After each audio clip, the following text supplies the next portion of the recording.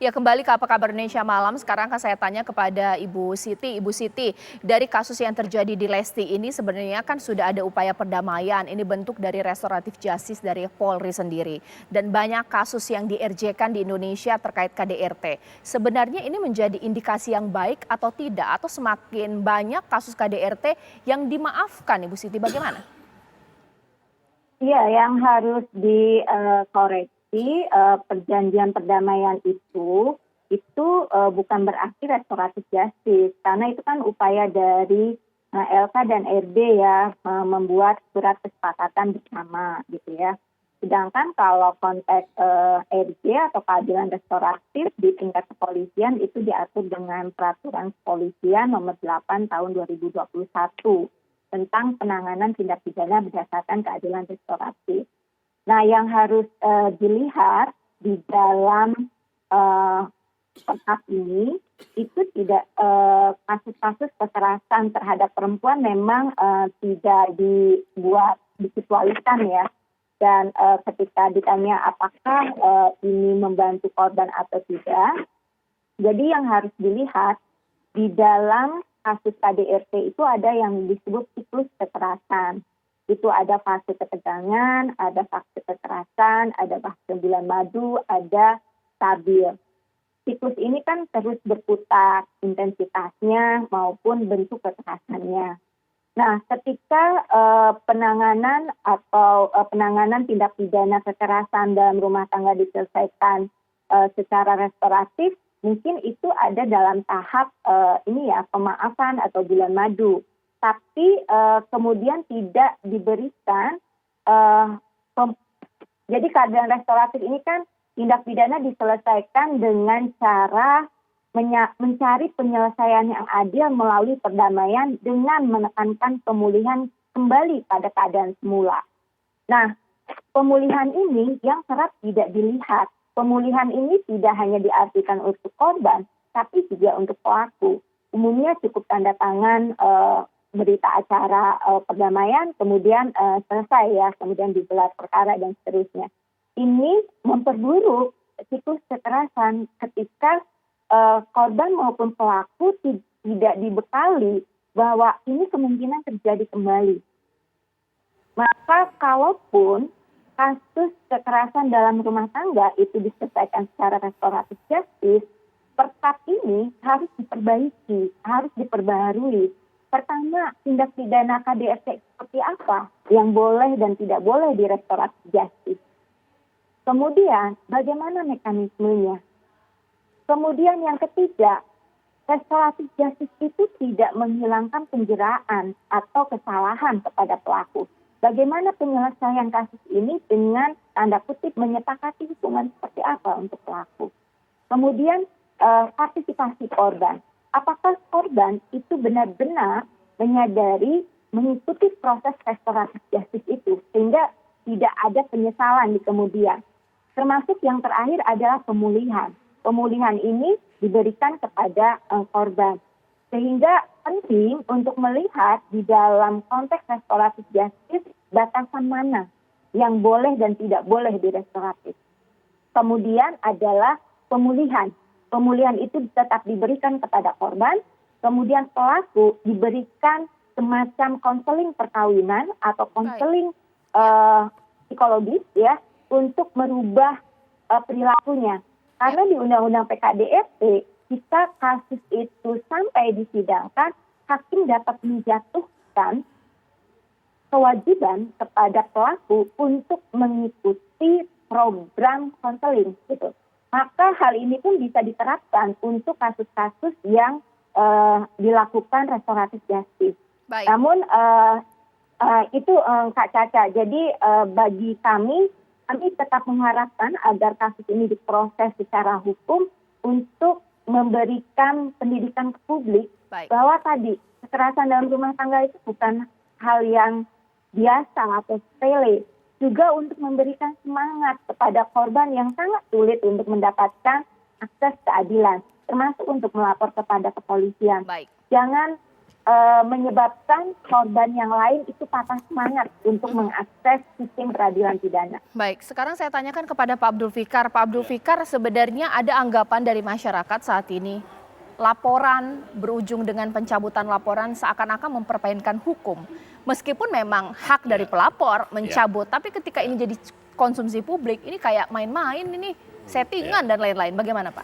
Iya, oleh karena itu di dalam hukum pidana itu dikenal ada dua delik namanya, delik umum dan delik aduan gitu. Ya, delik umum ini yang karena alasan apapun kecuali peristiwanya bukan pidana dan alat buktinya kurang atau para pihaknya meninggal dunia tidak bisa berhenti. Ya. Tapi kalau delik aduan setiap saat itu bisa berhenti ketika pengadunya mencabut. Nah, itu yang jadi soal gitu. Ya, nah karena itu kalau menurut saya, kalau kita membaca undang-undang KDRT, mestinya juga pencabutan dalam KDRT itu didasarkan pada dua hal. Ya, kalau saya baca sanksi-sanksi itu ya, yang pertama, apakah KDRT itu sudah menimbulkan kerugian yang diderita oleh seseorang yang kemudian orang itu tidak bisa mencari penghasilan, itu satu. Ya, atau juga apakah KDRT itu menimbulkan luka gitu. Nah, itu yang kalau menurut saya ukuran apakah sebuah tindakan kekerasan di dalam rumah tangga itu bisa dicabut atau bisa dicabut dengan sendirinya ya oleh pengadunya karena memang delik aduan gitu ya. Tetapi saya pikir ke depan harus dipikirkan oleh pembuat undang-undang, mestinya juga jangan sembarangan cabut gitu. Ini kalau bisa sembarangan cabut ya, ini akan terjadi kalau menurut saya kekerasan di dalam rumah tangga itu menjadi satu fenomena yang biasa gitu. Ya. Justru akan terpelihara gitu kalau menurut saya. Nanti dilaporkan bisa dicabut lagi kan gitu. Nah, itu yang kalau menurut saya bahaya. Mestinya harus ada penegakan hukumnya gitu ya. Dan harus ada ukuran-ukuran kalau memang juga bisa dicabut. Walaupun memang betul pasti orang akan ada bilang, oh itu bertentangan dengan prinsip delik aduan gitu, delik yang memang kalau dicabut aduannya berhenti gitu. Ya. Pak Kiai, sebenarnya kan kalau dalam Islam sendiri untuk mencari jodoh itu pastinya kan yang dilihat agamanya. Kalau dilihat dari pelaku-pelaku KDRT tak kurang mungkin agamanya, sholatnya 5 waktu, sunnahnya dikerjai. Tapi ternyata pelaku KDRT ini bagaimana sih Pak Kiai melihatnya? Ya memang kan begini, dalam pendidikan karakter itu orang tidak mudah kemudian bahwa secara lahiriah dia tampak religius tapi sikap dan moralnya kan belum tentu. Nah, moral itu kan dibangun dengan kesadaran gitu loh. Kalau orang nggak memiliki kesadaran untuk menyayangi, mengasihi pasangannya, itu ya susah gitu loh. Untuk bisa menjadi orang yang betul-betul menciptakan keluarga yang sakinah, mawaddah, warahmah. Bahwa ada orang rajin sholat, rajin puasa, tapi kok melakukan tindak kekerasan. Memang tidak linear. Tidak linear bahwa ketika orang sholat, orang puasa itu kemudian secara otomatis dia akan bersikap baik terhadap orang lain. Itu tidak linear gitu loh. Ya walaupun ada di dalam Al-Quran itu ayat yang menegaskan bahwa inna sholat tatanha anil fahsai wal munkar. Bahwa sholat itu akan mencegah orang itu dari perbuatan keji dan mungkar.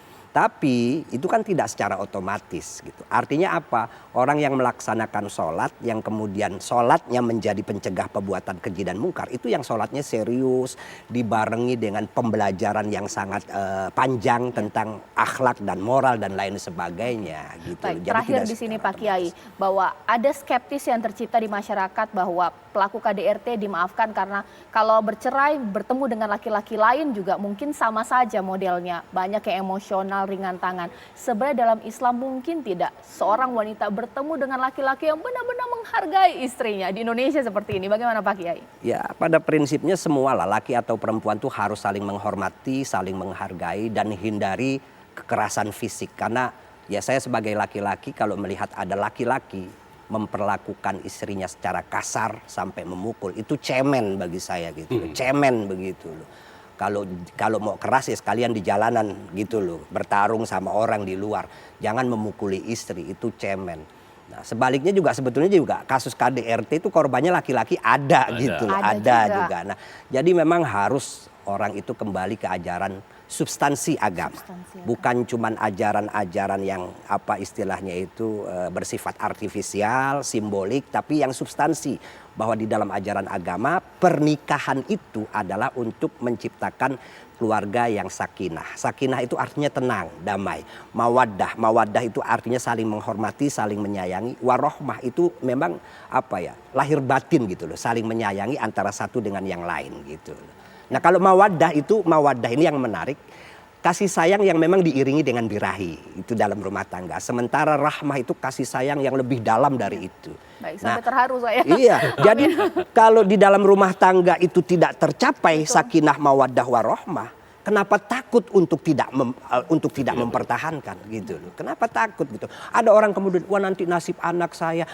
Saya ingatkan banyak perempuan yang berhasil mendidik anaknya sendirian, bahkan anaknya lebih dari satu. Gitu loh. Ya. Banyak sekali. Maka jangan pernah takut kalau kita dizalimi. Karena sekali lagi la dororo wala diror.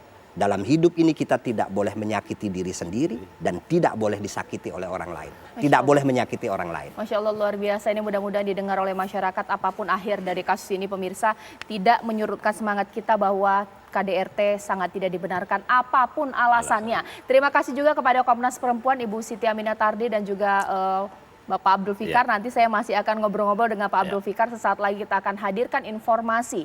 Ini juga menyita perhatian publik di mana bakal calon Kapolda Jawa Timur Teddy Minahasa tersangkut kasus narkoba. Sesaat lagi.